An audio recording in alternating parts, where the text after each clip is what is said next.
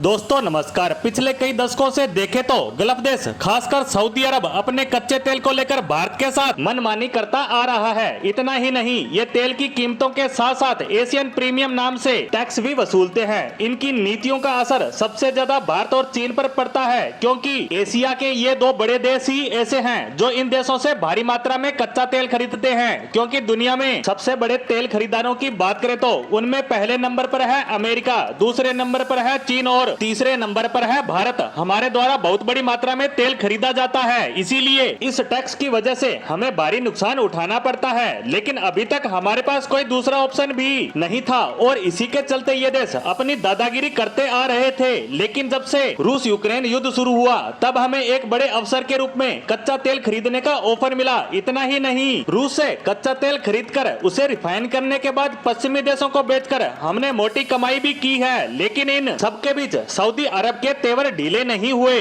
क्योंकि उन्हें लगता था कि भारत टेम्परेरी तौर पर रूस से तेल खरीद रहा है। जब युद्ध खत्म हो जाएगा तो रूस अपने तेल के दामों में वापस बढ़ोतरी कर देगा और भारत को वापस हमारे पास आना पड़ेगा। इसीलिए इन्होंने अपने तेल पर कोई डिस्काउंट नहीं दिया कि आप रूस की बजाय हमसे तेल खरीदें, हम आपको उससे सस्ता तेल एशिया में ही उपलब्ध करवा देंगे। उल्टा इन्होंने रूस के साथ मिलकर एक डील को फाइनल किया, जिसके तहत ये कच्चे तेल के प्रोडक्शन में कटौती करेंगे। यानी इनके द्वारा कुओं से कच्चा तेल निकालने में कटौती की जाएगी, जिससे अंतर्राष्ट्रीय मार्केट में तेल की कीमतों में उछाल आएगा। और इसी प्लान के तहत रूस ने एक महीना पहले भारत से कह दिया था कि वह उसे दे रहा डिस्काउंट बंद कर रहा है। यह सिर्फ कहा ही नहीं गया, बल्कि हमारे डिस्काउंट को लगभग खत्म ही कर दिया गया। और इससे सऊदी अरब सबसे ज्यादा खुश नजर आया कि देखते हैं भारत अब कहां जाता है, अब तो भारत को हमारे पास आना ही पड़ेगा। लेकिन सऊदी अरब यह भूल गया कि यह पहले का भारत नहीं है, यह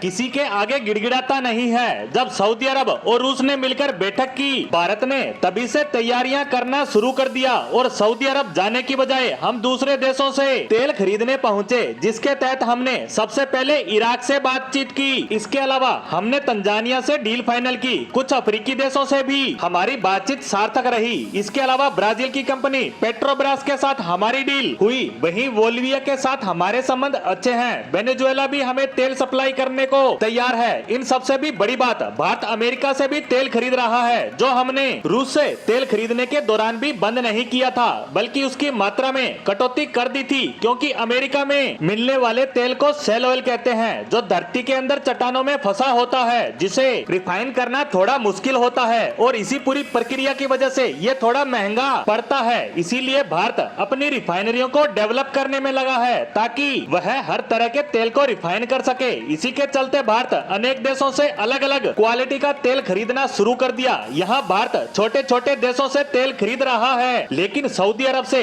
अपनी तेल की खरीद को नहीं बढ़ा रहा और इसी का असर अब दिखने लगा है। दरअसल खबर आई है कि सऊदी की सबसे बड़ी तेल कंपनी अरामको का प्रॉफिट पिछले 3 महीनों में 40% तक गिर गया है। यानी एक क्वार्टर में ही इनको आधे के लगभग नुकसान हुआ है, जो 30 बिलियन यानी 2.5 लाख करोड़ रुपए के लगभग है। बताया तो ये भी जा रहा है कि सऊदी को लग रहा था कि रूस से डील फाइनल होने के बाद ये दबाकर तेल बेचेंगे और इसी के चलते इन्होंने अपने देश में बड़े बड़े प्रोजेक्ट की घोषणा भी की थी और अब ये प्रोजेक्ट लटकते दिख रहे हैं। अब इनके प्रॉफिट के कम होने के कारणों की बात करें तो दुनिया के 3 बड़े खरीदारों में से अमेरिका अपने देश में ही तेल निकालकर अपनी जरूरतों को पूरा कर रहा है और चीन और भारत रूस के साथ साथ अन्य देशों से तेल खरीद रहे हैं। इसी वजह से इनका तेल कम बिक रहा है। साथ ही इन्होंने तेल उत्पादन में कटौती करके अपना ही नुकसान कर लिया, जिससे भी इनका तेल कम बिक रहा है। अब देखते हैं कि सऊदी की अकड़ कब ढीली होती है और वह भारत और चीन के साथ तेल को लेकर सार्थक बातचीत करता है। इसी खबर के साथ हमारी आज की पोस्ट को यहीं समाप्त करते हैं। धन्यवाद।